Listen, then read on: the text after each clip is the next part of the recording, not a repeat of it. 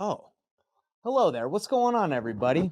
I know why you're here. You're here for Nathan Payne's Wholesaling Storytime, Tales from the Trenches. And let me tell you, I got a story for you guys today. Now, you haven't heard something like this before. I'm telling you, this story is about how I out negotiated myself, how we were the worst negotiators when we first started wholesaling. I'm going to tell you guys something that's going to blow your minds because when it happened to me, it blew my mind. Now, if you guys aren't familiar with what Nathan Payne's Wholesaling Storytime is, it's me going back through my journey as a wholesaler and explain to you guys what it was really like to get deals and starting from $0, starting from not knowing anything to making over $2 million in assignments. And I'm giving you guys the real, the raw, the real deal because a lot of this stuff on social media is fake, right? Like they just wanted to give you the highlights. I'm giving you the good, the bad, the painful, the ugly, everything about it. I want you guys to know what it's really like to start a business as a brand new wholesaler so you guys can navigate and see how I went through it and how you can go through it. And so you don't have to go through the pain that I went through because I did go through a lot of pain trying to figure this out myself. And I want you to experience the gain and not the pain. So this is the point of Nathan Payne's wholesaling story time. So you guys can learn from my experiences. And I want to give you guys gifts. I want to show you appreciation for even taking your time to listen to my stories. So stay tuned to the end of this video and I'm going to hook you guys up with a gift. I made $19,000 on this deal and I want to show you guys the exact template, the exact marketing piece that I used to make $19,000. I'm going to give it to you guys for free. I'm just going to hook you up. So stay tuned. I'm going to hook it up because I like to give gifts. I like to show appreciation. So a lot of you are probably like, well, Nate, how do you remember this story?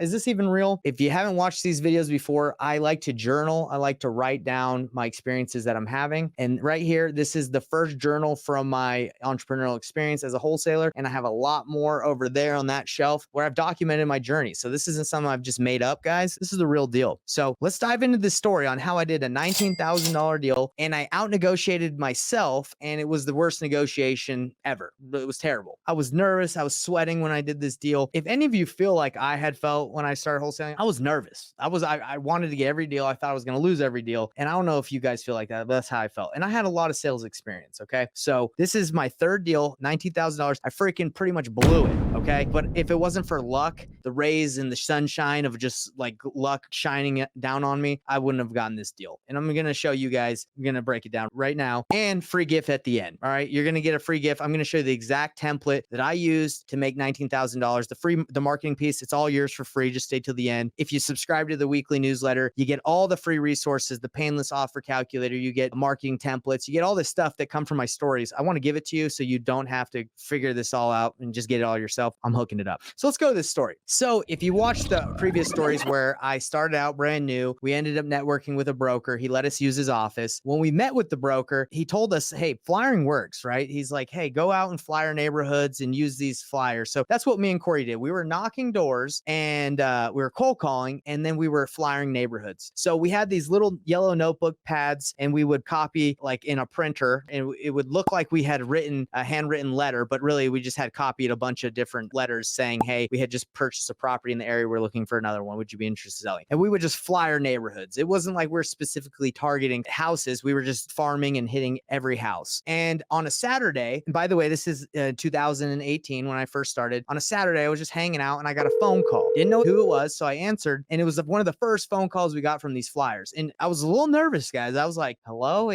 who's this? And the lady's like, hey, I got your flyer. My heart sank. I was like, oh my gosh, she's going to yell at us for leaving a flyer. That's usually what happens, whatever. That was like my mindset at the time. And she said, hey, I got your flyer. Actually selling my house. Would you be interested in buying it? And I was like, yeah, like I didn't really know what to say, but I fumbled through a conversation nervous. And I said, yeah, can we go see the house? Can we go see the house and we can make you an offer after we see it? So she said, yeah, that's fine. It was Saturday. She said, come on Monday. I have some other buyers that are going to come through and you can make an offer after you see it. And we're like, great.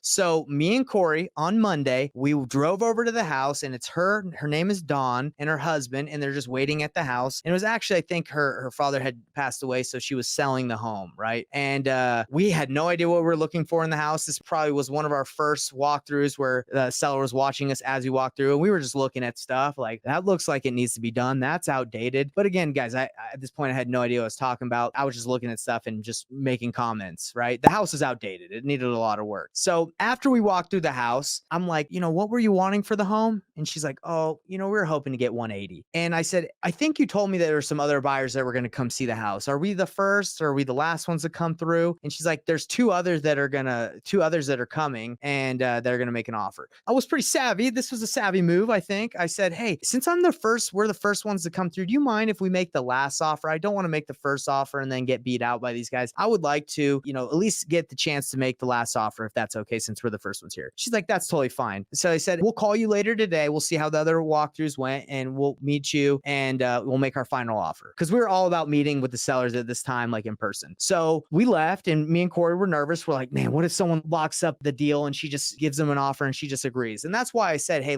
can I make the last offer? Just hoping that I could, maybe just get the price from her and just see if we could beat it. Again, we didn't really know what we could offer either. We were brand new. We didn't know what was the deal, but that's what we said to her. So it comes to the end of the day and we call her and we say, hey, are you ready for us to make our offer to you? And she's like, yeah, come on over. So since we had met her at her deceased father's house, we actually went to her home, which was in a different location. And we drove up. It's a nice home. Me and Corey get out of the car and we're like not really sure what to expect. We were just going to go in there and make our offer. And so they let us in. We take off our shoes. We sit on the couch. It's just me and Corey sitting right across from this older couple. And we're nervous, but we start the negotiation. So I'm like, this is what I said. Did the other buyers happen to come by and make an offer? And she's like, you know what? You were the only ones that came. The other two's never showed up. So yeah, nobody showed up. It's just you guys. And we're just excited to hear your offer.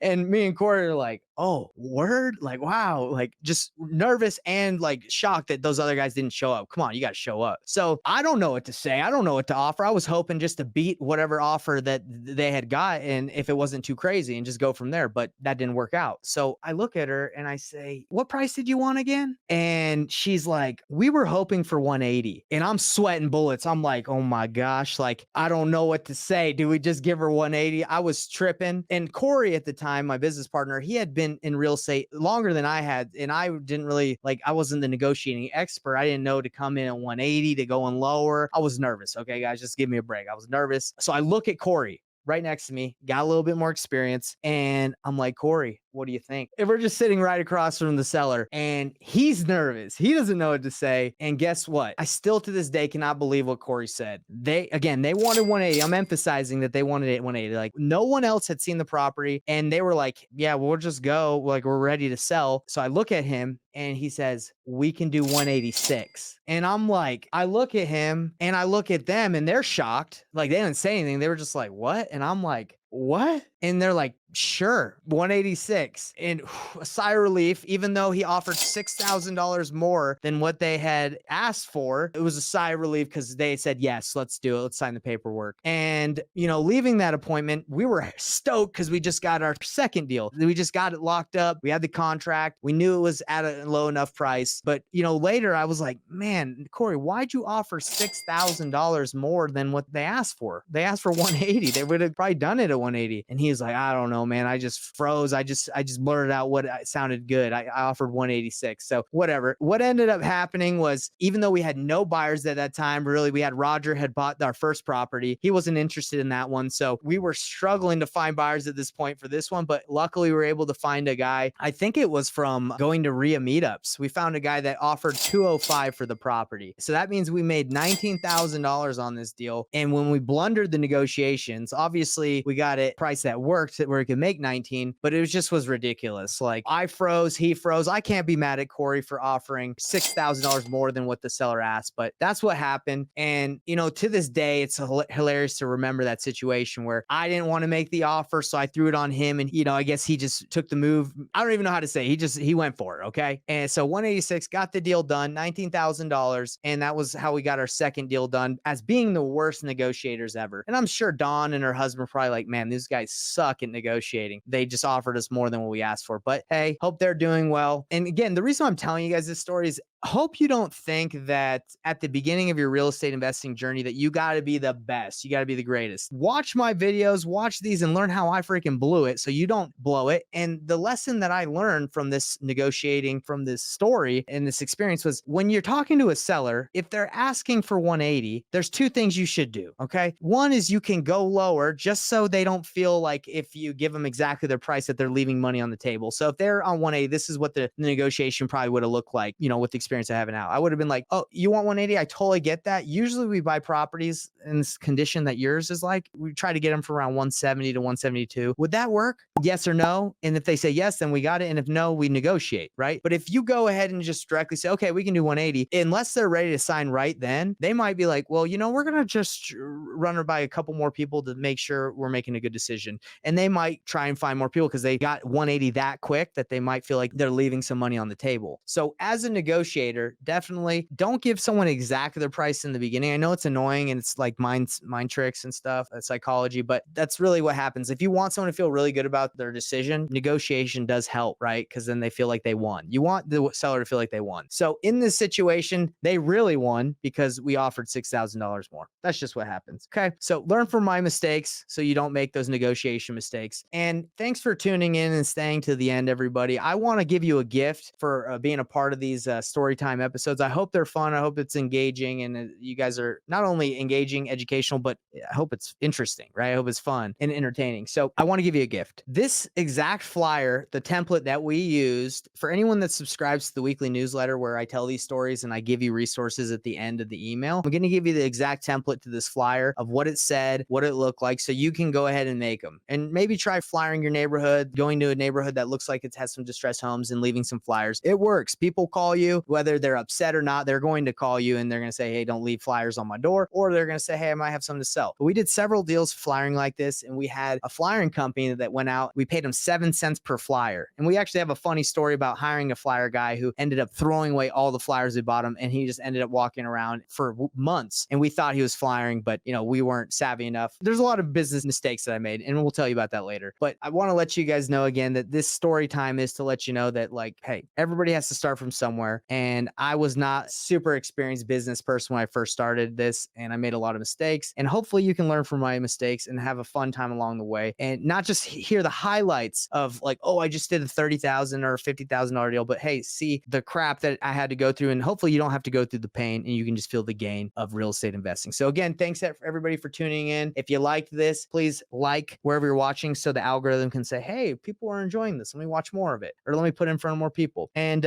next week, you're going to really like this episode, the next episode I do. I said next week, but that's just because the email comes out every week. But next time I go live, I'm going to be talking about the $28,000 deal I did with a guy named Lee, who was unfortunately addicted to meth, and he threatened to kill us because his wire for his money did not come in immediately that day when the deal closed or the next day. It had a 48-hour wait period. A lot more happened on this deal. I'm excited to tell you about it, but this was our next deal, $28,000, crazy deal. Now, another thing is I wish I would have kept it because really it was like a $200,000 spread on it, but we made 28K. Again, you don't know what you're doing when you first start. That's why you need a mentor. Not saying you get me as a mentor, but just in general, we made 28, which is great, but really it was a very, very big deal. We just, didn't have the experience to get it all. But hey, no sweat. You live and you learn. And that's why you're watching these. You're watching my story time so you freaking don't blow it like I did. But hey, everything's a learning experience for your good. So you want the free resource, subscribe to the weekly newsletter. I'll send you guys, just comment and I'll send you the link and I'll be giving you those resources. Try that flyer out. And I'll see you guys on the next episode where we talk about Lee and how I almost died. Well, I didn't almost die. I got threatened to almost get killed, but I was not even close to being dead. I wasn't worried. See you guys next time.